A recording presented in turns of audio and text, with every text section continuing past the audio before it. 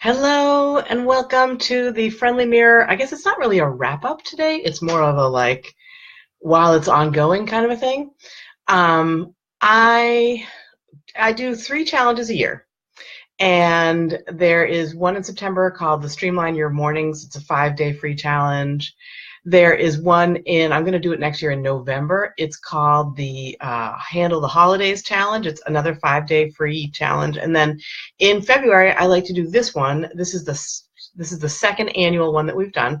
It's called the Friendly Mirror Challenge. And I called it that because when I first started it the first year, hey, Hayden, hello. Oh, I'm so glad you're here. It's been so long. Happy New Year.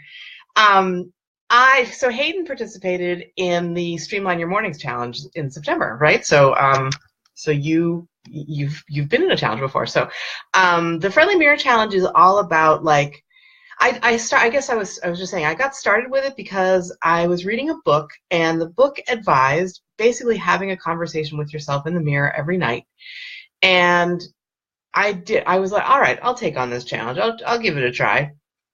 And I found it incredibly weird and awkward, and my family thought I was bananas and stuff like that.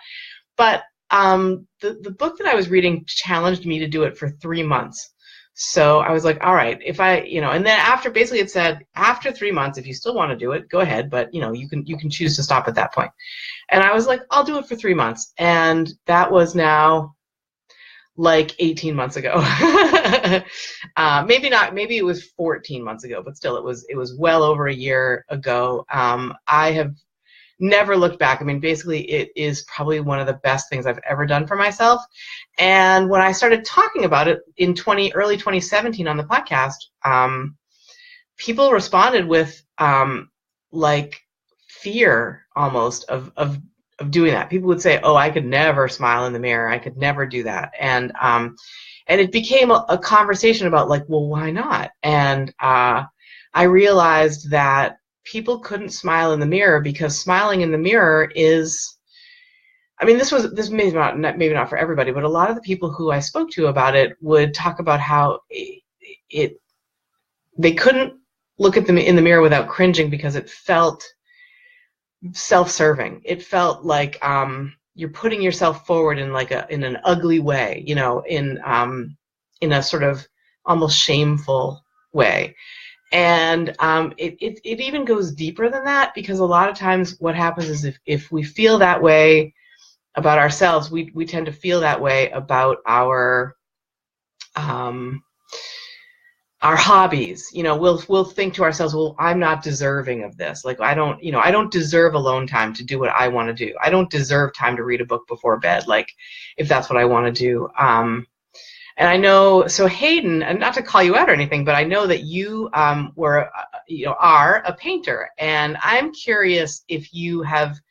I know early or late, I guess, last year, you spoke about really wanting to be able to paint and find some time for that. If not every day, then more frequently than never. And I'm wondering if you could just share in the comments how that's been for you. Have you been able to do it? And I know you're not signed up for this particular challenge. What's happening is people could sign up via email, and I would send an email into your inbox every day. So mark your calendars for next February, because if you didn't do it now, you could do it then. But I'm so curious about can you, if you feel like sharing, again, I don't I don't want to put you on the spot, but if you feel like sharing, and even if you're not Hayden, if you're somebody else, if you're watching the replay, or if you join in a little while, do you smile or do you cringe when you look in the mirror? And if you cringe, could you envision smiling, I guess, when you look in the mirror? And I wanted to share a little bit about the last day of the challenge is tomorrow. So today, in this it's been 5 days, today is day number 4. And today was the first day that I asked challenge participants to get in front of the mirror, themselves. So we've been building up to this, right? And so tonight, I'm hoping that the people who signed up for the challenge will be able to stand in front of their mirror and have a conversation with themselves, and basically end by saying, I love you, good night and sleep well. I'll talk to you tomorrow night, which is how I end all of mine. And So that's tonight, and what I'm asking people to do is to do it for at least 3 months.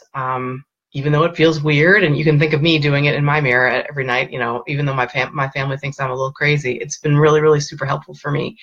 And tomorrow, what I want to do is kind of give a little bit of a preview. So if you are watching this and you have signed up, then this is what you're going to read about tomorrow in your inbox. And if you haven't signed up, but you want to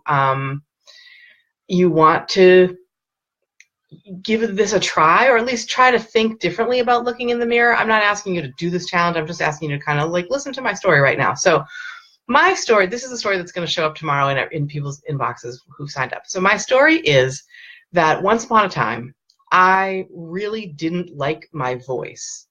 And I was in college, and when I was a college student, I really wanted to, when I was a junior, I decided that I was going to follow this boy to Europe, which I know that's a whole nother story. But in order to get to Europe in the same year, I had to get, like, there was only one program. It was not through University of Connecticut, which is where I went to school. I had to find a spring semester program that would admit me and take me to Florence, Italy. And because my boyfriend was, at the time, he was in Naples, and I was like, well, I guess I'm going to try to get there. So I needed letters of recommendation in order to do that. And so I was at the time I was taking this class called Music for Classroom Teachers, and it was taught in the music department by this awesome professor, really beloved professor. And she said to me, I said, could you please write me a letter of recommendation? And she said, sure, I'll do it on one condition, that when you come back, you join the women's choir that I'm founding, the University of Connecticut Women's Choir. I'm founding it this semester. When you come back, if you join, that's I'll do it. We'll strike a bargain, basically. And I was like, okay, but I can't read music, and I don't have any training, and I'm not in the music department, and I have a lousy voice. And she said, you don't have a lousy voice. Like, you got a good voice. And you'd be really wonderful in this choir. And I was like, all right. So I take this home to my mother. Now, my mother is a singer. She's got a beautiful voice. She's an incredibly talented singer. She sang at my wedding. She sang at my brother's wedding. She sings at all kinds of weddings and other things as well. In fact, in the email tomorrow, I share, she once sang in the Sistine Chapel a solo for Pope John Paul II. I mean, this is a beautiful voice, right? And I bring this question home to my mom, and I say, listen, this music professor wants me to join her choir next, when I come back, and I don't understand why. I don't have a good voice. And my mom said to me, listen, don't waste time not liking your own voice. She said, there are plenty of people who have a better voice than you. There's plenty of people who have a better voice than me, she said. And there are plenty of people who are not going to like your voice, but that's their problem. She said, you've got to like your own voice. Don't waste time not liking your own voice. And I was like, all right. And I it changed my thinking. Like, here's a college professor who wants me to sing in her choir. Like, all right, I'll give it a try. And I quite like my voice now. Like, when I have a cold, so it's a little scratchy today, but like, I have a decent singing voice, and I love to sing, and people do not seem to find it cringeworthy. And like, now I'll sing at jams, and I'll sing, like, around the campfire and stuff like that, and I love it. And I did I went back and I sang in that choir for, I think, 3 semesters until I graduated. So it was super, super fun. It was a really great. And her whole point was, like, we want people who don't know how to read music, but who have a talent, who have an aptitude for this and who want to do it. So that's what I did, basically. And I wanted to get into why I'm talking about voice, quote unquote. But first, Hayden has left some comments. I want to see them. Hayden says, I've been trying in very small ways to get healthier in the new year, and it's making me feel much better. Yay, I'm so glad. I'm cutting the amount of wine I drink daily, walking more, and eating a salad every day. Good for you. Oh my gosh, good for you. I love those. I mean, it's a really good way to help yourself, right? I mean, to kind of think on, like, your health and stuff like that. Do you find that, does what's a salad vary for you? Like, in wintertime, I tend not to like greens, like raw greens, but I would think of a salad as something like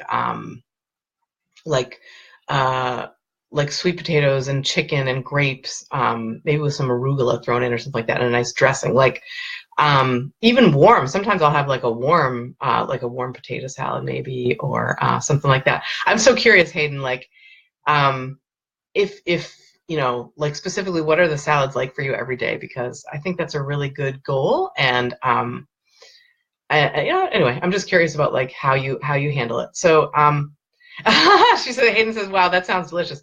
It is good, and it's not difficult as long as you have the ingredients on hand. You know what's so funny?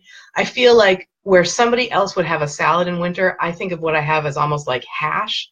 So like sweet potatoes chopped up with pastrami and cooked, like warmed up, and then maybe tossed with like olive oil and a little cider vinegar or something like that. I mean, that's salt and pepper too, probably. I would even do it without the vinegar and just, reheat those things together in olive oil and throw in some arugula, some greens, something like that. Anyway, that sounds really, and the other thing that we always used to do, and I've been getting back into this because it's winter, so I'm trying to get the good vitamin C and eat, oranges and grapefruit and stuff like that, is in my family growing up, we used to have orange salad all the time. And orange salad was like thinly sliced red onion and chopped up oranges, peeled and chopped. And I think that was probably it, except for like a dressing that was made of fresh squeezed orange juice, like a couple tablespoons, and some olive oil and some salt and pepper, maybe a little sugar. And my mother would toss all that together. And I feel like if that was me now, I would also throw in like pecans and maybe, I don't know, maybe again so I love arugula, so that's something that I might do. So Hayden says, salad greens, I don't tend to reach for them if given the choice. Exactly. So that really, for me, that can be such a showstopper in terms of like salads, because I'm like, ugh. But if I think about it, like there are other ways to experience salad, right? So if you have it warm, if you add, different and funny ingredients, sounds like you do that too. So I'm curious. I don't know, Hayden, if I'm seeing all your comments. I'm seeing quite a few of them, but I don't know if I'm seeing all of them. So if not, I will go back in here afterwards and I will just look and see, because I hate missing comments. That's one thing, like sometimes the Facebook is a little weird about that. But anyway, so just to get back to, to finish my story. So when I think about voice, for me, voice means a lot more than a singing voice. Like my mother could have been talking about, when she was talking about wasting time, not wasting time, disliking your own voice, to me, she was talking about don't waste time disliking yourself.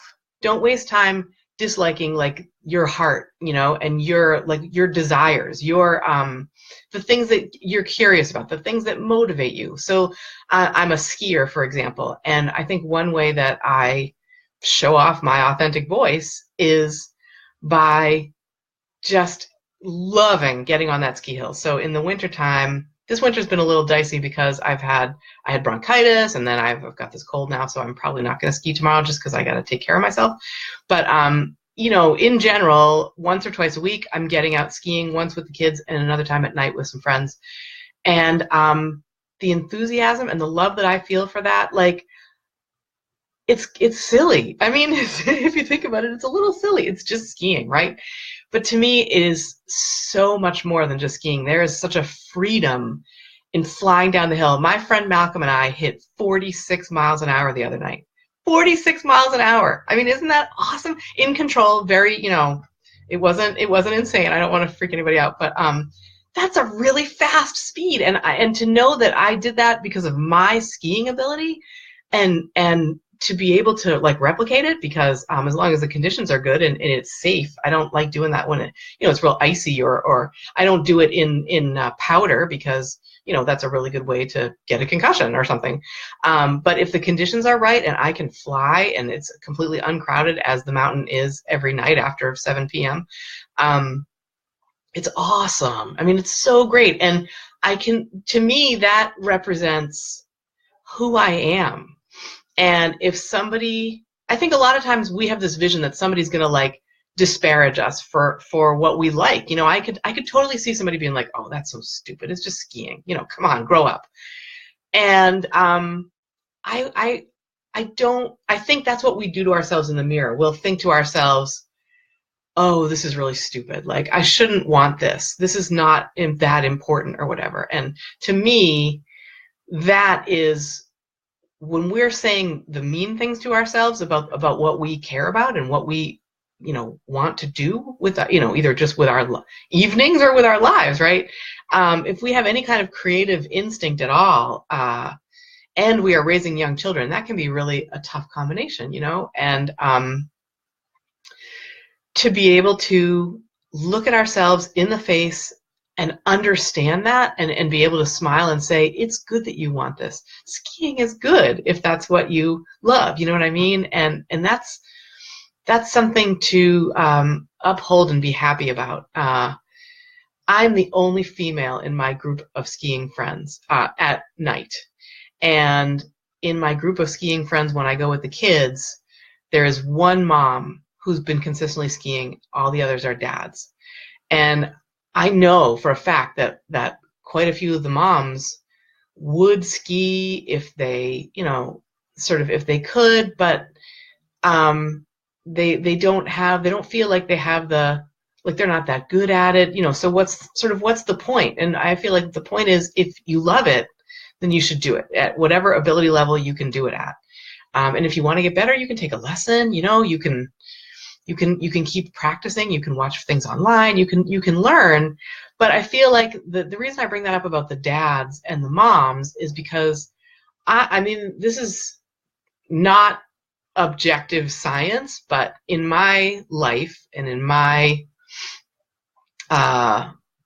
experience, what I notice is that there's a lot, like for fathers, or for maybe it's even for people, no, it's just for men, I guess, men and boys, we say to them, enjoy your toys, have a good time, this is your hobby, right? Women, we, especially parents, we tend to sacrifice what we want and put our kids' needs ahead of what we want. And again, this is totally not objective science. I have not done any studies on this. This is something that I've noticed in my life. When I'm the only female out of a group of skiers who go every week, and I know that the spouses enjoy it and would go, except that there's kids to drive around and there's stuff to do, that I know that the dads would be perfectly happy to jump in and split this time 50-50 if that's what it takes. But the moms don't ask because we are very conditioned to basically say, all right, you go, I'll take a back seat. And I think that I am unique in this because of when I got sick, when I 6.5 years ago, when I developed a chronic illness, my husband watched me break apart into 1,000 pieces. And he saw that what slowly and surely was one way that I would feel better. I guess it's not, I was going to say slowly and surely would put me back together, but that's really not it.